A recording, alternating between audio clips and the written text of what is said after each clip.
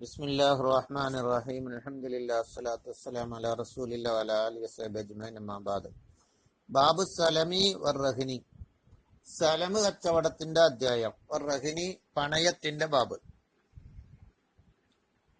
അല്ലാഹു നമ്മുടെ മശായിഖ്മാർക്കൊക്കെ വലിയ ദർജ നൽകട്ടെ, അവരെ പൊരുത്തം നൽകട്ടെ.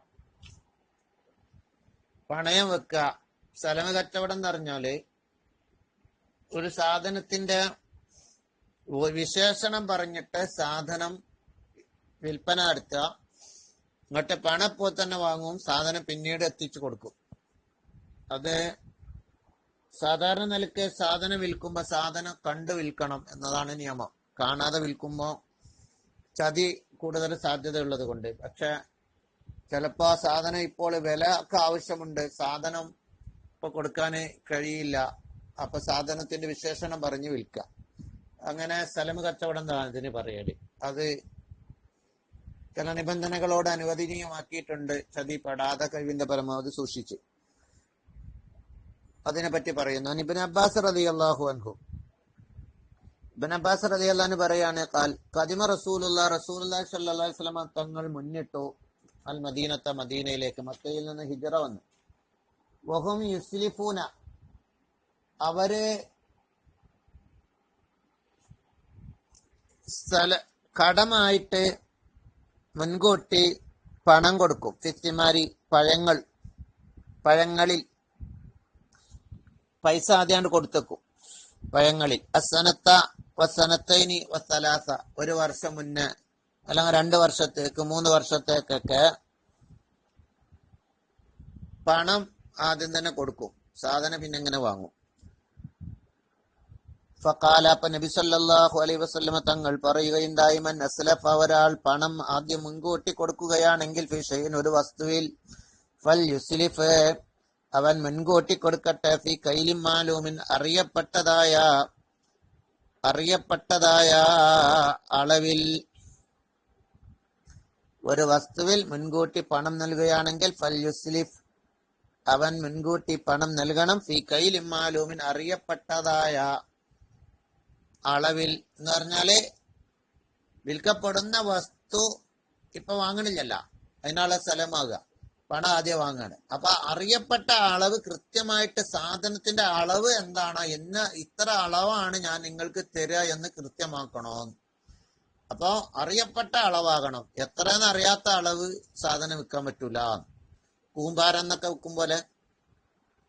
വസനിൻ മാലൂമിൻ, അറിയപ്പെട്ട തൂക്കമാവണം വിൽക്കപ്പെടുന്ന സാധനം. ഇല അജലിൻ മാലൂമിൻ, അറിയപ്പെട്ട അവധി വെക്കണം എന്ന് നബി സല്ലല്ലാഹു അലൈഹി വസല്ലം തങ്ങൾ പറയുകയുണ്ടായി.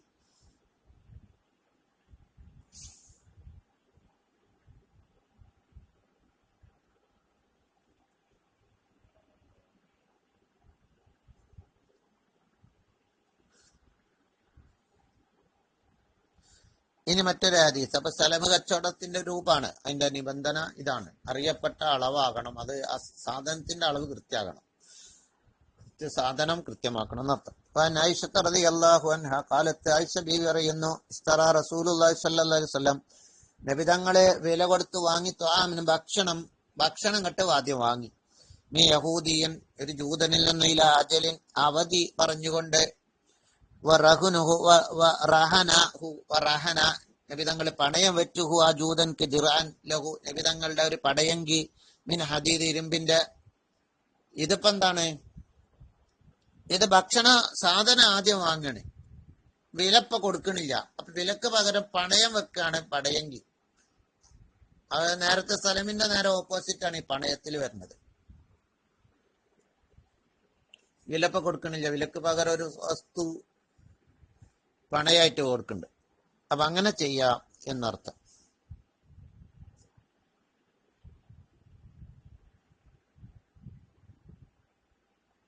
നബി സല്ലല്ലാഹു അലൈഹി വസല്ലം തങ്ങൾ ഭക്ഷണം വാങ്ങിയിട്ടാണ് പണയം വെക്കുന്നത്.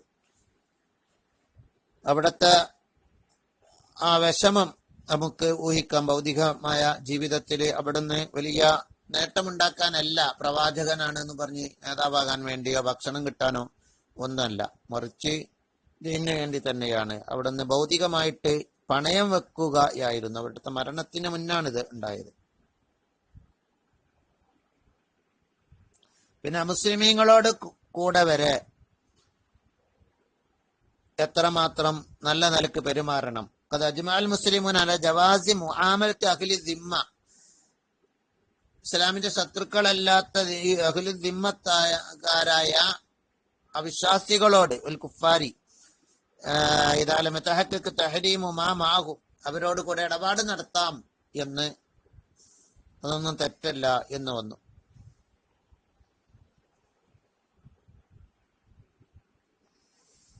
ഇനി മറ്റൊരു ഹദീസ്, അൻഹ ആയിഷ ബീബി റളിയല്ലാഹു അൻഹ പറയുന്നു,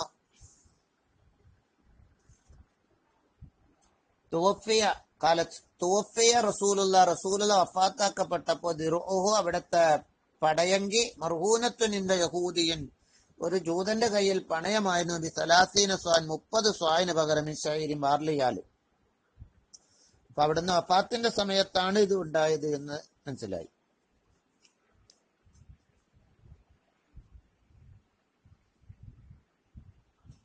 റവാഹു അൽ ബുഖാരി. അപ്പൊ എല്ലാവരെയും അടിച്ചു കൊല്ലുക എന്ന നിയമമൊന്നല്ല ഇസ്ലാമില്, മറിച്ച് പരസ്പരം ഇടപാട് വരെ നടത്തുന്ന അവസ്ഥകൾ ഉണ്ട് മുസ്ലിമീങ്ങളോട് വരെ എന്ന് വ്യക്തമായി മനസ്സിലാക്കാം. وعن أبي هريرة رضي الله عنه, അബൂ ഹുറൈറ റളിയല്ലാഹു അൻഹു നിന്നുള്ള ഒരു ഹദീസ്, ഖാല റസൂലുള്ളാഹി സ്വല്ലല്ലാഹു അലൈഹി വസല്ലം, നബി സല്ലല്ലാഹു അലൈഹി വസല്ലം പറയുന്നു, അല്ലാഹു യുർകബു ബിനഫഖത്തിഹി ഇൻ കാന മർഹൂന വലബനു ദർരി യുസ്റബു ബിനഫഖത്തിഹി ഇൻ കാന മർഹൂനൻ വഅലല്ലദി യർകബു യസ്റബു അന്നഫഖ. ഓരോ മൃഗത്തിന്റെ പുറം അല്ലാഹു യുർകബു, അതിനെ വാഹനമാക്കപ്പെടാം, ബിനഫഖത്തിഹി, അതിന്റെ ചെലവോട് കൂടെ, ഇൻകാന മർഹൂൻ, അത് പണയം വെക്കപ്പെട്ടതാണെങ്കിൽ.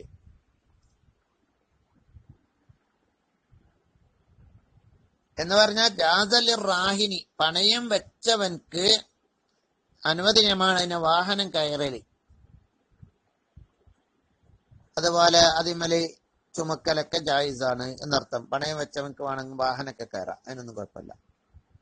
പണയം വെക്കപ്പെട്ടവൻക്കല്ലട്ടാ, പണയം വെച്ചവൻക്ക്. അവൻ തന്നെയാണ് അതിന്റെ ചെലവും വഹിക്കേണ്ടത്. അതിന്റെ ഭക്ഷണം, മൃഗത്തിന്റെ ഭക്ഷണമൊക്കെ കൊടുക്കേണ്ട ആരാണ്? പണയം വെച്ചവനാണ്. അതാണ് ബിനഫഖത്തി എന്നാണ്. അല്ലാഹു യുർകബു, ഒരു മൃഗപ്പുറം വാഹനമാക്കപ്പെടാം, ബിനഫഖത്തി, അവൻ ചെലവ് കൊടുക്കുന്നത് കാരണമായിട്ട്, ഇൻകാന മർഹൂന, പണയം വെച്ചതാണെങ്കിൽ. വലബനു ദർരി, ശേഷം നബി തങ്ങൾ പറയുന്ന പോലെ വലബനു ദർരി,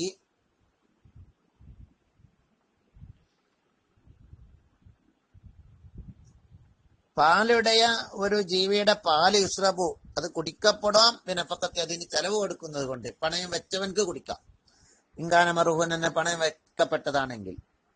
വലല്ലദി യർകബു യസ്റബു അന്നഫഖത്തു, ആരാണോ വാഹനമാക്കുന്നത്, ആ കുടിക്കുന്നത്, അവനാണ് അതിന്റെ ചെലവ് നോക്കേണ്ടത്.